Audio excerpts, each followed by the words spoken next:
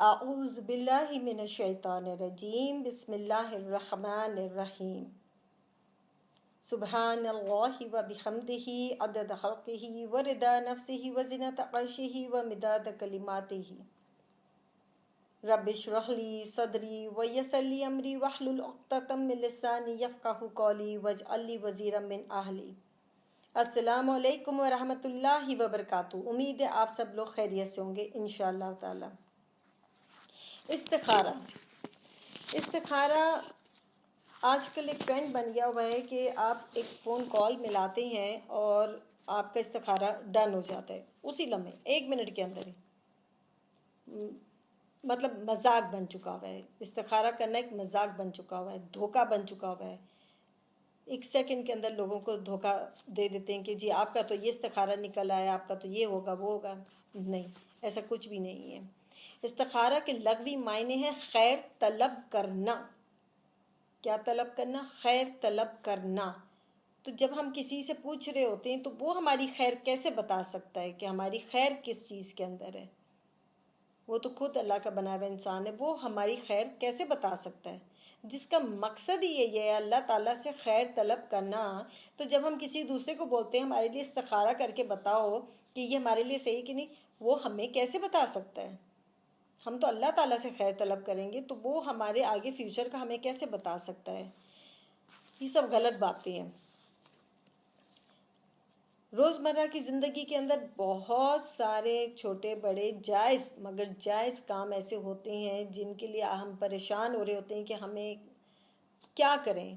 ہم لیفٹ جائیں، رائٹ جائیں، ہم صبح کریں، شام کو کریں، ہم اس کے ساتھ یہ بات کریں یا نہ کریں۔ مطلب کسی کاروبار کے لیے، شادی کے لیے بھی، زیادہ تو شادی کے لیے استخارے ہوتے ہیں لیکن اس کے علاوہ بھی ہوتے ہیں۔ آپ نے کہیں سے دوسرے شہر آپ نے جانا ہے تو آپ اس کے لیے استخارہ کر رہے ہیں۔ آپ نے کوئی نیا کاروبار شروع کرنا ہے تو آپ اس کے لیے استخارہ کریں۔ آپ نے شادی کے لیے بھی بالکل، رشتے کے لیے بھی بالکل، مطلب ہر جائز کام جس میں آپ، بلکہ میں تو کہتی ہوں ہر چھوٹا بڑا جو بھی آپ کام کرنے لگے اللہ تعالیٰ سے استخارہ ضرور کریں، اس سے خیر ضرور طلب کریں۔ اس میں صرف اور صرف خیر مانگی جاتی ہے۔ الطبرانی ہے کہ اندر ہے کہ جو آدمی اپنے معاملات میں استخارہ کرتا ہو وہ کبھی ناکام نہیں ہوگا۔ اب اسی سے آپ مقصد یہ نکالنے کہ بندہ اپنی ذمہ داری سے سبکدوش ہو جاتا ہے اور اس کا جو کام ہے وہ اللہ کے سپرد ہو جاتا ہے۔ حضرت شاہ ولی اللہ دہلوی رحمۃ اللہ نے فرمایا استخارہ کرنے کی 2 حکمتیں بتائی ہیں۔ ایک تو آپ فعال نکالنے سے بچ جاتے ہیں، یہ جو فعال نکالتے ہیں، قرہ نکالتے ہیں، یہ شیطانی کاموں سے، بدعت کے کاموں سے آپ بچ جاتے ہیں۔ دوسری حکمت یہ بتائی کہ آپ فرشتوں سے مشابہت کر جاتے ہیں۔ مطلب انسان اپنی رائے جو ہے وہ اپنی رائے سے نکل جاتا ہے، سارا ذمہ داری جو وہ اللہ کے اوپر ڈال دیتا ہے، اس کی مرضی کے تابع ہو جاتا ہے۔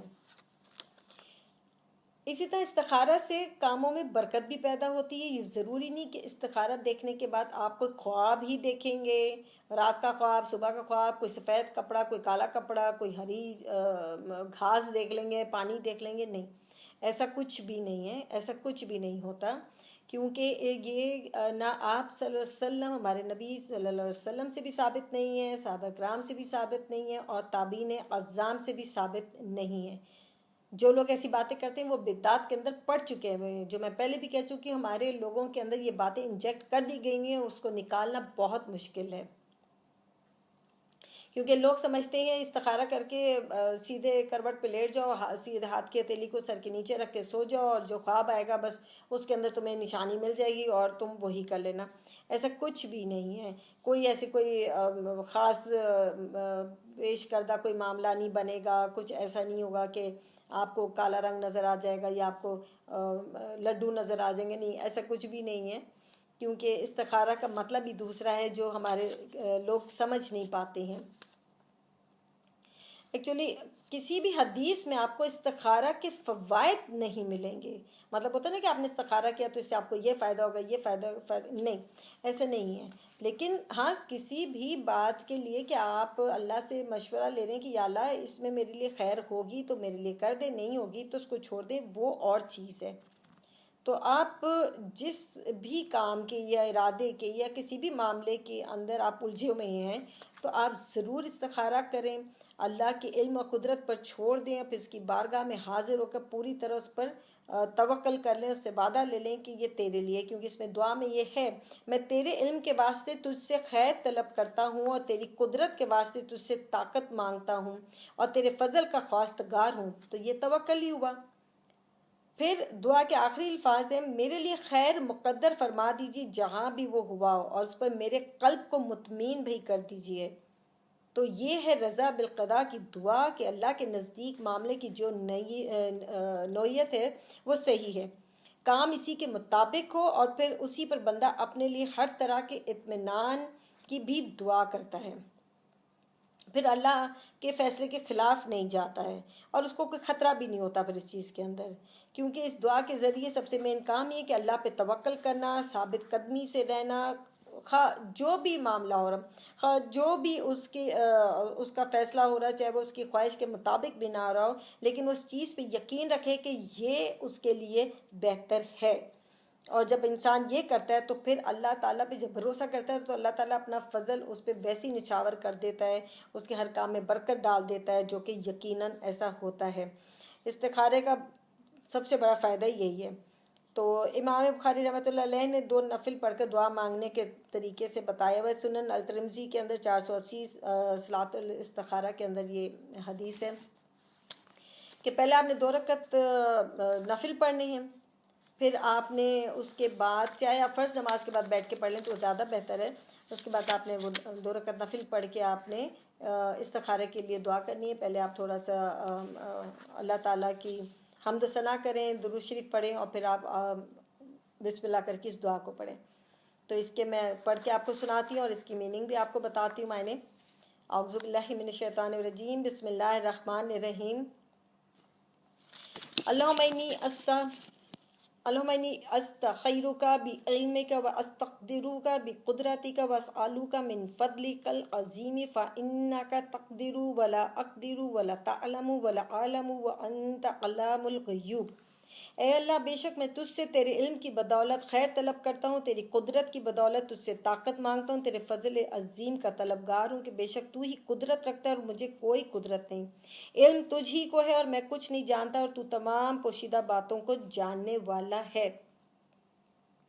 اس کے بعد اللہم ان کنت تعلم ان ھذا الامر، یہ ھذا الامر پہ جب آپ آئیں گے تو یہاں اپنے اپنی حاجت کو پیش کرنا ہے کہ میں یہ کرنا چاہتا ہوں، یا اللہ بتا، میں یہ میرا رشتہ آیا ہے، یا اللہ بتا یہ رشتے کو ہم ڈن کر لیں، یا اس کام کے اندر میں پیسہ لگا لوں، اس طرح کر کے جو بھی آپ کی حاجت ہے جو کہ جائز ہونی چاہیے، ٹھیک ہے۔ پھر میں جو بتا رہی تھی آپ کو، اللہم ان کنت تعلم ان ھذا الامر خیر لی فی دینی و معاشی و عاقبات امری فاقدرہ لی ویسرہ لی ثم بارک لی فیہ وان کنت تعلم ان ھذا الامر شر لی فی دینی و معاشی و عاقبات امری فاصرفہ عنی واصرفنی عنہ واقدر لی الخیر حیث کان ثم ارضینی بہ۔ اب یہاں 2 دفعہ ھذا الامر ہے، لیکن جو پہلا والا ھذا الامر ہے آپ نے وہاں پہ اپنی حاجت کی دعا کرنی ہے۔ تو اس کے بعد تھا کہ اے اللہ، اگر تو جانتا کہ یہ کام، یعنی کہ پہلا ھذا الامر جو آیا ہے، آپ نے وہاں پہ دعا کہ اپنی جو بھی آپ اللہ سے پتہ کرنا چاہ رہے ہیں، جس بارے میں خیر مانگنا چاہ رہے ہیں، وہ آپ نے اپنی حاجت بیان کرنی ہے۔ پھر آگے ہے اس کا مطلب، میرے دین اے اللہ، یہ کام جو بھی کام ہے میرے دین معاش اور میرے کام کے انجام کے اعتبار سے میرے لیے بہتر ہے، تو اسے میرے لیے مقدر کر دے اور اس کو میرے لیے آسان کر دے، اور پھر اس میں مجھے برکت عطا کر، اور اگر تو جانتا ہے کہ کام میرے دین معاش اور میرے کام کے انجام کے اعتبار سے برا ہے تو اسے مجھ سے دور کر دے اور مجھے بھی اس سے پھیر دے، پھر میرے لیے خیر مقدر فرما دے جہاں بھی وہ ہو، اور اس پر میرے دل کو مطمئن کر دے۔ اب آپ نے یہ دعا کہ میں نے جو آپ کو بتایا ہے، آپ نے اس کی جو میننگ پڑھے ہیں، تو اس سے بھی آپ کو میں ایک بات بتاتی ہوں، اور آپ صلی اللہ علیہ وسلم سے، حضرت انس سے رضی اللہ تعالیٰ عنہ سے روایت ہے کہ آپ صلی اللہ علیہ وسلم نے کہا اس کو کم سے کم 3 5 7 بار ایسے پڑھ لو، جب تک روز، مطلب دن کے حساب سے، تو ہر روز 1 دفعہ ہی پڑھنی ہے۔ تو انشاءاللہ تعالیٰ اللہ تعالیٰ خیر کی راہ دکھائے گا. اور اگر نہیں سمجھ آ رہا ہو تو اس کو چھوڑ دے، اس سے ہٹ جائے، سمجھ جائے کہ اللہ تعالیٰ اس میں نہیں چاہتا کہ آپ انوالو ہوں، آپ اس کے بیچ میں آئیں. پھر وہی بات آپ کو کہ آپ نے جب اس کے ابھی معنی سنے ہیں تو اس کے معنی سننے کے بعد آپ کیسے کسی اور کو کہہ سکتے ہیں ہمارے لیے استخارہ کرو؟ اس کے تو مطلب ہی سارے آپ کے لیے ہیں، تو آپ دوسرے کو کیسے کہہ سکتے ہیں؟ آپ خود کریں. یہ بالکل غلط بات ہے کہ آپ دوسرے کو بولیں کہ ہمارے لیے استخارہ کرو، کیونکہ اس کے جو ترجمہ ہے اس سے تو بالکل بھی ظاہر نہیں ہوتا کہ کوئی دوسرا آپ کے لیے اس طرح سے کام کرے. اور ویسے بھی جب آپ استخارہ کرتے ہیں، اگر آپ کی کچھ نہیں سمجھ آ رہا تو اس کو چھوڑ دیں، کیونکہ زبردستی مانگی ہوئی چیز اللہ دے تو دیتا ہے مگر وہ آپ کے حق میں بہتر نہیں ہوتی ہے. یہ بالکل ویسے معاملہ ہے جیسے ایک بچہ ضد کر رہا ہے اپنی ماں سے اور پھر آخر ماں اس کو زبردستی دے دیتی ہے اور اس سے اس کو نقصان ہوتا ہے. تو اس لیے زبردستی کوئی چیز نہیں مانگنی چاہیے. اگر آپ کو ایسا لگ رہا ہے کہ 7 دن ہو گئے ہیں ابھی تک مجھے کوئی سمجھ نہیں آ رہی، تو اس کو چھوڑ دیں، اللہ تعالیٰ پہ چھوڑ دیں اور اللہ تعالیٰ سے دعا کریں کہ یا اللہ اس سے بہتر میرے لیے کوئی اور سبب بنا دے. کیونکہ یہ میں نے آپ کو پہلے بھی کہا ہے کہ اللہ تعالیٰ آپ کے لیے اس چیز سے اچھا کرے گا یا برا کرے گا یہ تو اللہ بہتر جانتا ہے. کیونکہ بہت سارے میں نے ایسے لوگوں کو دیکھا جو استخارہ خود ہی اس طریقے سے دعا کرتے ہیں اور پھر وہ کام ان کی ذہن میں آ رہا ہوتا ہے کہ کر لو، وہ کر لیتے ہیں، لیکن 1-2 مہینے بعد پتہ لگتا ہے کہ غلط ہو گیا. مگر اللہ تعالیٰ ایک در بند کرتا ہے، دوسرا کھول دیتا ہے پہلے ہی. اس 3 مہینے کا جو نقصان ہوتا ہے اس کی تلافی اللہ تعالیٰ اتنے خوبصورت طریقے سے کرتا ہے کہ پھر انسان کو خیال آتا ہے کہ شاید اس طریقے سے ہی یہ راہ نکلنی تھی، نہیں تو شاید میں یہاں تک نہیں آ سکتا. تو اس لیے توکل کر کے استخارہ کی دعا کریں. اگر آپ نفل نہیں بھی پڑھتے ہیں تو آپ نماز کے بعد اس دعا کو پڑھ سکتے ہیں، اس پہ کوئی پابندی نہیں ہے. آپ اللہ سے اپنی خیر تو آپ ہر وقت طلب کر سکتے ہیں. اگر آپ کو یہاں سے شیخو پورہ بھی جانا ہے، کسی دوسرے شہر جانا ہے، تو بھی آپ یہ خیر طلب کر کے کہ یا اللہ کہ میں خیر سے جاؤں، خیر سے واپس آؤں، میرے لیے بہتر ہے تو میں چلا جاؤں، نہیں بہتر ہے تو میرے لیے مت بہتر کرے اس کو. تو یہ دعا جو ہے ضرور پڑھا کریں اپنے ہر جائز کام کے لیے. اور اس بات پہ یقین کر لیں کہ آپ نے خود ہی اللہ تعالیٰ سے رجوع کرنا ہے. آپ پلیز کسی اور کا سہارا لے کے اللہ کی طرف سیڑھیاں بنانے کی کوشش نہ کریں، آپ خود سے اسے رجوع کریں، خود مانگا کریں. آپ سب اپنا بہت خیال رکھیں، خوش رہیں، خوش رکھیں. خوش رکھنا زیادہ ضروری ہے، اس سے آپ کے دل کو سکون ملے گا. السلام علیکم ورحمۃ اللہ وبرکاتہ.